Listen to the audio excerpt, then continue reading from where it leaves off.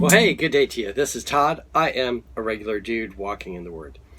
Hey, we're going through the book of Numbers, and man, there is some very interesting and exciting stuff in the book, and especially here. Well, as I read through it, every chapter is like, man, this is great stuff to learn. Today, as we look at Numbers, we're gonna read through chapter 2. And I'm going to then give three concluding points, things to note of this chapter when we're done.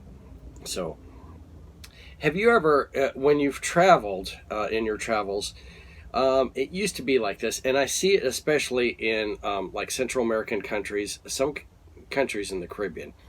But when they built a town, especially in the Spanish towns, they built a town, and the town in the center was what? Anyone know? It was usually a Catholic church, the ones I've seen, or a church. But there's we went to one here recently in San Antonio, Florida, where the church was this. It had a town square, and the Catholic church was there in the center. And then you go to many other places. Central America, for example, you're traveling through Guatemala or Honduras, and you go into a town, and I know travelers will oftentimes, they'll be like, I want to go to the center of town because usually there's a park there and there's a church there, a Catholic church, and that's a place they can hang out and rest and stuff. And usually there's a town square. You don't have that anymore today in modern towns because people don't want a church there, but that's the way it used to be.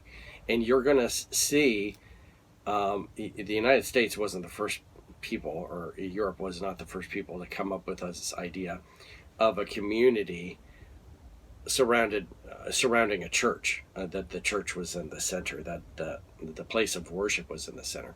It starts out here in Numbers chapter 2, where their arrangement, they're traveling, they're nomadic at this time, so they're all in tents.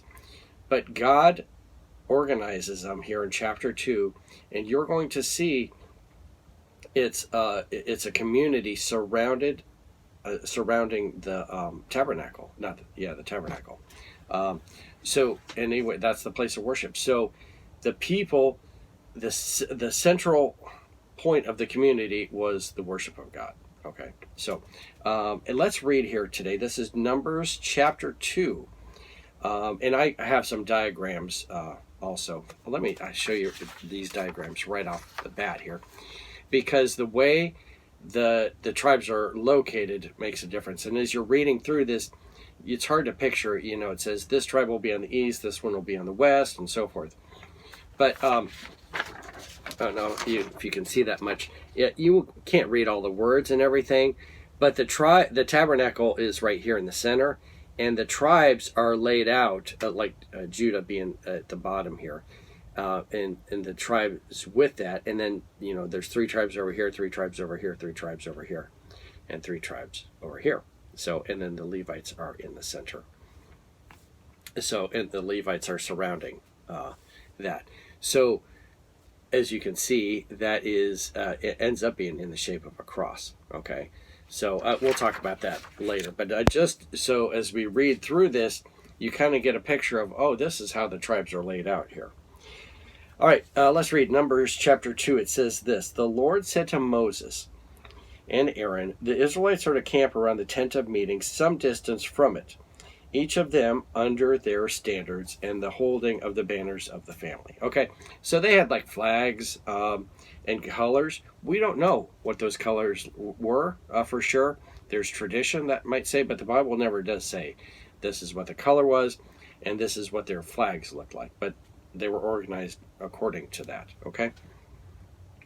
Verse 3, on the east, toward the sunrise, the divisions of the camp of Judah are to encamp under the standard. The leader of the people of the Judah is Nahshon, son of Amminadab. His division is 74,600. The tribe of Issachar will camp next to them. The leader of the people of Issachar is Nathaniel, son of Zuar. His division numbers 54,400. The tribe of Zebulun will be next. The leader of the people of Zebulun is Elah, son of Helon. His division numbers 57,400. All the men assigned to the camp of Judah, according to their divisions, number 186,000. They will set out first. Okay, so you would think this would be north, south, east, or west. I have another diagram of it. What I just read is the southern portion. So there's basically 186,000 men there. Okay, not including women and children. So that's the kind of that eastern portion of the encampment.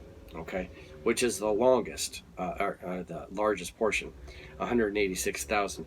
On the wings, you have roughly 157,000, 151,000. Those would be shorter, and then on the top, you'll only have 108,000 people. So you can see it is in the shape of a cross, the way those branches go out. Okay. On the south will be the division of the camp of Reuben under their standard. The leader of the people of Reuben is Eliezer, son of Shedar. His division numbers 46,500. The tribe of Simeon will camp next to them. The leader of the people of Simeon is Shemuel, son of Zerai. His division numbers 59,300. The tribe of Gad will be next. The leader of the people of Gad is Eliasaph, son of Duel. His division numbers 45,650. All the men assigned to the camp of Reuben, according to their divisions, number 151,450. They will set out second. Okay, this was also the order in which they were to march. Okay, so a big thing with this whole thing is organization. They came out of Egypt just kind of this big mass. Now God is organizing them to fight in the battles and so forth. But when they travel, they kind of set out in this way for better organization. Okay? Let's move on. Verse 17. Then the tent of meeting and the camp of the Levites will set out in the middle of the camps. They will set out in the same order as they encamp, each in their own place under the standard. Okay, so as they marched out, you had these four divisions, these four, you might say, wings, that protrude from the center. But in the center is the Levites. And so if they were attacked in any way, the tabernacle was right in the center, and the Levites were in the center, so they would be protected. Okay. Remember, the Levites weren't counted for fighting. Their job was to take care of the tabernacle. All right, verse 18. On the west will be the divisions of the camp of Ephraim, under their standard. The leader of the people of Ephraim is Elisam, son of Ahamadad. His division numbers 4,500. The tribe of Manasseh will be next to them. The leader of the people of Manasseh is Gebsal, son of Pazah. His division numbers 32,200. The tribe of Benjamin will be next. The leaders of the people of Benjamin is Abnab, son of Genal. His division numbers 35,400. All the men assigned to the camp of Ephraim, according to their divisions, number 108,100, and they will set out third. Okay? Let me point out, in this third group here, you have the tribe of Ephraim and Manasseh. Remember, those were children or sons of Joseph. Okay? So in reality, you'd have in this encampment 13 tribes. When you divide Joseph and his two sons of Ephraim and Manasseh, but you don't count Levi because they're not fighting and so forth. So then you have 12 tribes surrounding the tribe of Levi. All right, verse 25. On the north will be the divisions of the camp of Dan under their standard. Their leader of the people of Dan is Ahiezer, son of Amadashaiah. His division numbers 62,700. The tribe of Asher will camp next to them. The leader of the people of Asher is Pagiel, son of Okran. His division numbers 41,500. The tribe of Naphtali will be next. The leader of the people of Naphtali is Ahari, son of Enan. His division numbers 53,400. All the men assigned to the camp of Dan number 157,600. They will set out last under these standards. These are the Israelites counted according to their families. All the men in the camps by their divisions number 603,550.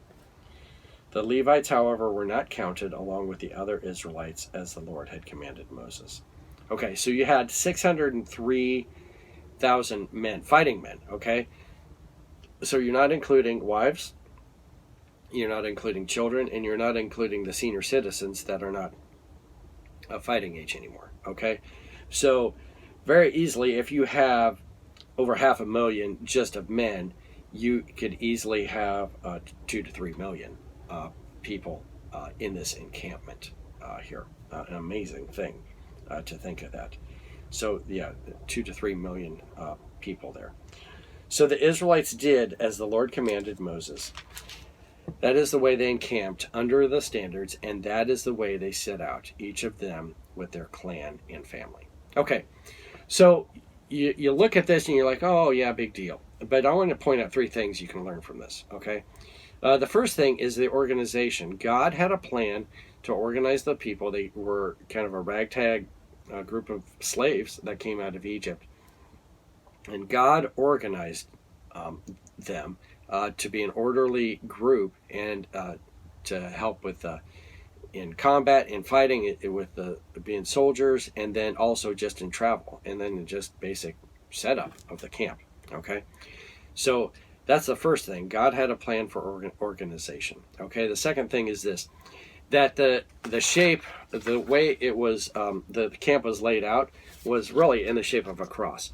You had these groups. You had roughly 150,000 this way, 150,000 this way, 108,000 up here, and then this longer section you had about 180,000. About 186,000. So it turned out to be in the shape of a cross. Okay. Now, people are not generally going to see this shape unless they're up on a mountain looking down, and that would have happened later on.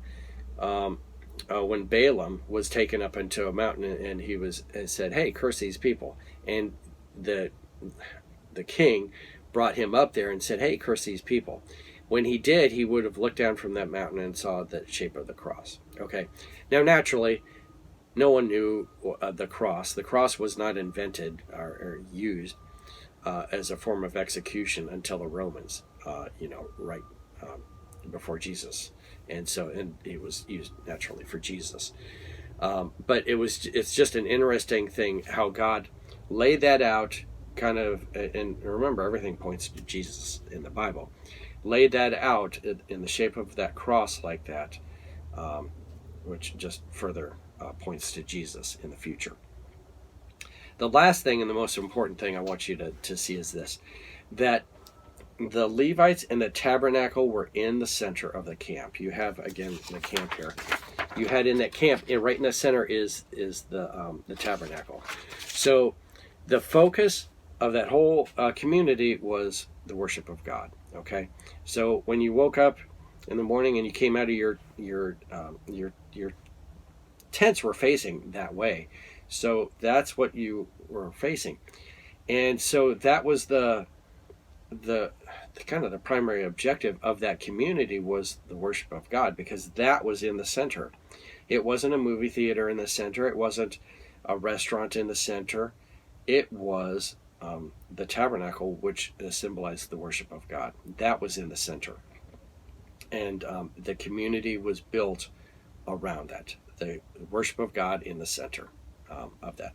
And so I ask you today, is that the center of your life? Is your life built around the worship of God, or is it a secondary thing? You might say, no, the center of my life is, I really love movies, so that the movie theater and renting movies and stuff is in the center of my life, and then over on the side, then I have the worship of the tabernacle in my life, or worship of God in my life at the tabernacle.